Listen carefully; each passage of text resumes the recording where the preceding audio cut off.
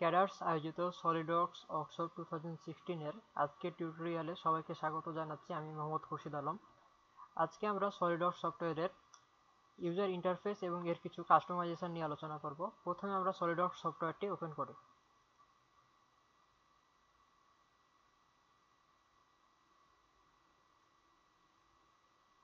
এটি হচ্ছে আমাদের সলিডওয়ার্কস 2015 সফটওয়্যারের ইউজার ইন্টারফেস।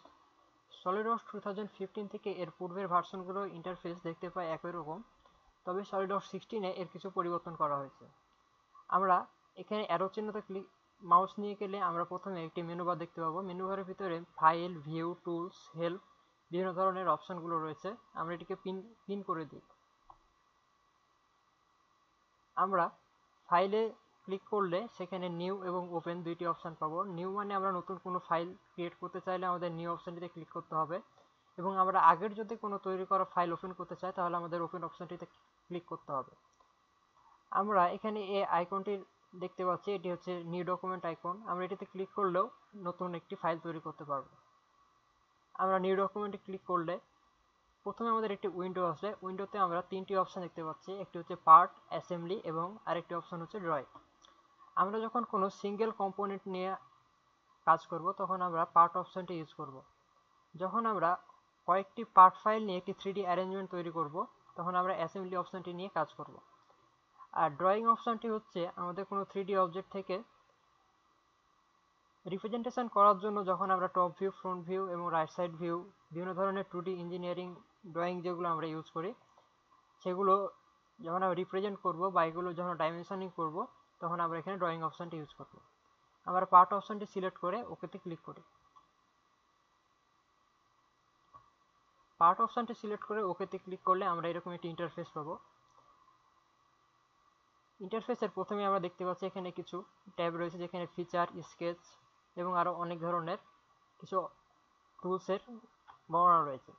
আমরা প্রথমে যখন আমরা কোনো সলিড বডি নিয়ে কাজ করব তখন আমরা ফিচার্সের ভিতরে যে টুলগুলো রয়েছে সেই টুলগুলো নিয়ে কাজ করব। আমরা স্কেচে ক্লিক করলে দেখতে পাবো এখানে বিভিন্ন ধরনের স্কেচের জন্য, যেমন লাইন, সার্কেল, রেক্ট্যাঙ্গেল, পলিগন, বিভিন্ন ধরনের স্কেচ তৈরি করার জন্য আমরা এখান থেকে এই টুলগুলো নিয়ে কাজ করতে পারি। আমরা যখন কোনো অবজেক্ট তৈরি করার জন্য সারফেসিং, তারপর সিট মেটাল বা ওয়েল মেট ইউজ করব, সেই অপশানগুলোকে এখানে আনার জন্য আমরা এখানে কোনো এক জায়গায় মাউসের রাইট বাটনটি ক্লিক করলে একটি ড্রপডাউন মেনু পাবো। সেখান থেকে আমরা সিট মেটাল, সারফেস বা বিভিন্ন ধরনের অপশানগুলো নিয়ে আসতে পারি।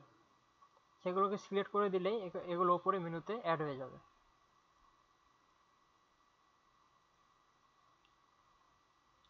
আমরা বাম দিকে একটি উইন্ডো দেখতে পাচ্ছি, এখানে ম্যাটেরিয়াল নট স্পেসিফাইড নামে একটি অপশন রয়েছে। আমরা যখন কোনো অবজেক্ট নিয়ে কাজ করব সেখানে যদি আমরা ম্যাটেরিয়াল অ্যাপ্লাই করতে চাই তাহলে এখানে ক্লিক করে এডিট ম্যাটেরিয়াল দিলে আমরা সেখানে ম্যাটেরিয়াল অ্যাপ্লাই করতে পারবো। এখানে তিনটি প্লেন রয়েছে, front plane, top plane, right plane. আমরা ড্রয়িং শুরু করার সময় এখানে যে কোনো একটি প্লেন সিলেক্ট করে আমাদের প্রয়োজন মতো সেই প্লেনটিতেই আমরা আমাদের স্কেচ থেকে নিয়ে স্কেচ করব। আমরা এখানে উপরের দিকে আরও কতগুলো টুল দেখতে পাচ্ছি। এই টুলগুলো আমাদের বিভিন্ন ধরনের ভিউ সিলেকশনের জন্য হেল্প করবে। যেমন প্রথম অপশনটি রয়েছে zoom to fit, zoom to area, previous view, section view, এবং এখানে একটি আইকন দেখতে পাচ্ছি আমরা। এখানে ড্রপডাউন মেনু রয়েছে, এখানে ক্লিক করলে এখানে আমাদের বিভিন্ন ধরনের ভিউগুলো পাবো, যেমন top view, left view, front view, right view, back view এবং বটম ভিউ। এছাড়া নিচের দিকে ভিউ পোর্টের জন্য অনেকগুলো অপশন রয়েছে। আমরা এখানে আরেকটি ড্রপডাউন মেনু দেখতে পাচ্ছি, এখানে ক্লিক করলে আমরা এখান থেকে আইসোমেট্রিক, ডাইমেট্রিক এবং ট্রাইমেট্রিক বিভিন্ন ধরনের ভিউগুলো পাবো। এখানে এই ভিউগুলোর মধ্যে আরেকটি নতুন জিনিস হচ্ছে, এখানে একটি অপশন দেখতে পাচ্ছি, এটির নাম হচ্ছে ভিউ সিলেক্টর।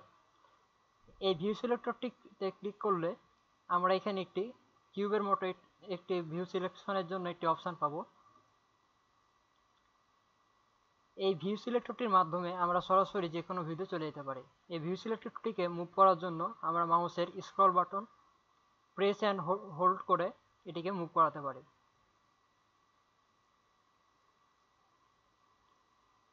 এরপর আমরা ইচ্ছে করলে এখান থেকে যে কোনো ভিউতে চলে যেতে পারি, যেমন ডাইমেট্রিক, ট্রাইমেট্রিক বা isometric, top view, front view, যে কোনো ভিউতে ইচ্ছে করলে চলে যেতে পারি।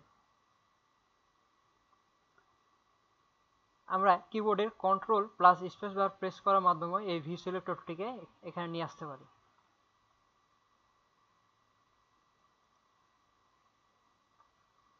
এখানে রেন্ডারিং এবং অ্যাপিয়ারেন্সের জন্য আরও কয়েকটি টুল রয়েছে। আমরা এই অংশে আমাদের কাজের সুবিধার জন্য এই ফিচার বা সারফেস বা যে কোনো অংশে বা স্কেচের অনেকগুলো টুল এখানে নিয়ে আসতে পারি। এখানে টুলগুলোকে এখানে নিয়ে আসার জন্য আমাদের উপরের এই ড্রপডাউন মেনু থেকে কাস্টমাইজে যেতে হবে। কাস্টমাইজে ক্লিক করলে এখানে আমরা একটি উইন্ডো পাবো। উইন্ডোতে উপরে আমরা কমান্ড নামে একটি ট্যাব রয়েছে। কমান্ড ট্যাবের ভিতরে আমাদের এখানে feature, sketch, surface, sheet metal বা বিভিন্ন ধরনের যে টুলগুলো রয়েছে সেগুলোর ক্যাটাগরি করে এখানে দেওয়া রয়েছে। যেমন আমরা স্ট্যান্ডার্ড ভিউতে গেলে এখানে ভিউ সিলেকশনের জন্য যে বিভিন্ন ধরনের ভিউ রয়েছে, যেমন top view, front view, right side view, isometric view, perpendicular view. আমরা ইচ্ছা করলে এখান থেকে এই বিভিন্ন ধরনের ভিউ সিলেকশনের জন্য এই টুলগুলোকে আমরা এখান থেকে এই উপরের এই অংশে নিয়ে যেতে পারি। এগুলোকে উপরের এই অংশে নিয়ে যাওয়ার জন্য আমরা যে কোনো একটি টুলের উপরে মাউসের left button press and hold করে এটিকে এখানে নিয়ে এসে ড্র্যাগ করে দিলে এটি উপরের এই অংশে চলে আসবে।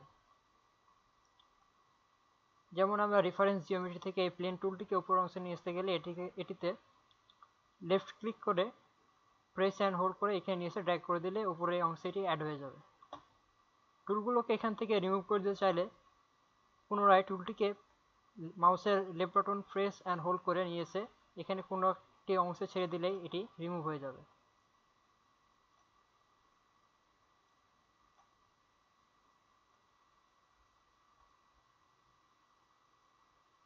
এই কাস্টমাইজেশন এই উইন্ডোটিতে প্রথমে যে টুলবার অপশানটি রয়েছে, এই টুলবার অপশানের ভিতরে কিছু অপশান রয়েছে।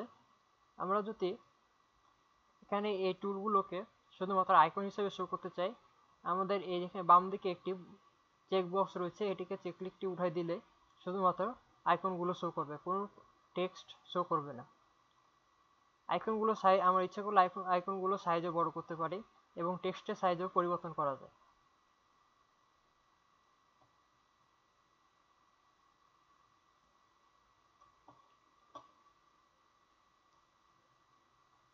আমরা ডান দিকে আরও কিছু অপশন দেখতে পাচ্ছি। এখানে আমরা ক্লিক করলে এখানে ডিজাইন লাইব্রেরি নামে একটি অপশন পাবো। আমরা যদি এখানে হোমে ক্লিক করি তাহলে এখানে আমাদের উপরে যে মেনু বারের অপশনগুলো ছিল সেগুলো অপশনগুলোর কিছু রয়েছে এবং আরও কিছু সলিডওয়ার্কসের হেল্প নিয়ে আরও অনেক কিছু অপশন রয়েছে।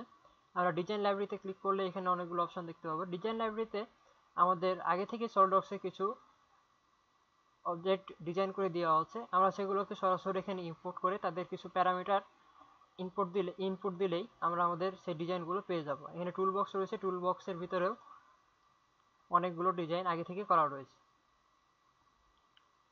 এখানে রেন্ডারিং এর জন্য অ্যাপিয়ারেন্স, তারপরে সিনস, বিভিন্ন ধরনের অপশনগুলো এখানে রয়েছে। সলিডওয়ার্কস সফটওয়্যারে রেন্ডারিং এছাড়া অন্যান্য ধরনের অ্যাডিংসগুলোকে অ্যাড করার জন্য আমরা এখানে ড্রপডাউন মেনু থেকে এখানে অ্যাডিংস অপশনটি রয়েছে।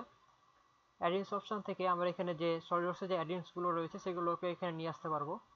এই কারণে প্রথমে আমাদের অ্যাডিংসে গিয়ে এখানে যে সব জিনিসগুলোকে আমরা এখানে আনতে চাই সেগুলোর বাম দিকে যে বক্স রয়েছে সেগুলোকে চেক করে দিতে হবে। আমরা যদি সলিডওয়ার্কসের রেন্ডারিংয়ের জন্য ফটো ভিউ 360, তারপরে সিমুলেশনের জন্য যদি আমরা এই সিমুলেশনের এই অপশনটিতে বাম দিকে চেক বক্সে টিক চিহ্নটি দিয়ে দিই তাহলে এটি চলে আসবে। দেখতে পাচ্ছি আমাদের এখানে রেন্ডারিং টুল নামে নতুন একটি অপশন যোগ হয়েছে, এছাড়াও সিমুলেশন নামে নতুন যে টুলগুলো দরকার সেগুলো চলে আসছে।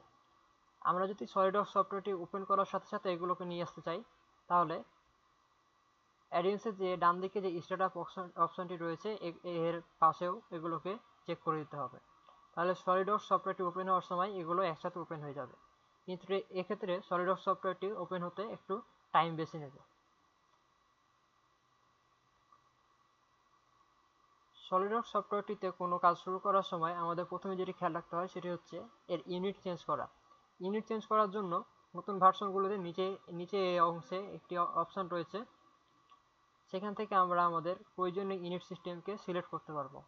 কিন্তু সলিডওয়ার্কস 10 বা তার আগের ভার্সনগুলোতে ইউনিট সিস্টেমটি এখানে দেওয়া নাই। এ কারণে ইউনিট সিস্টেমটি চেঞ্জ করার জন্য আমরা এখান থেকে অপশানে যাব।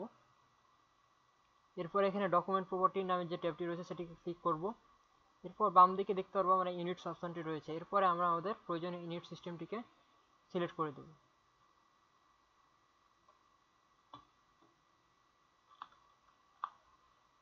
আজকে শুধুমাত্র আমরা সলিডওয়ার্কস সফটওয়্যার সম্বন্ধে একটি ইন্ট্রো দিলাম।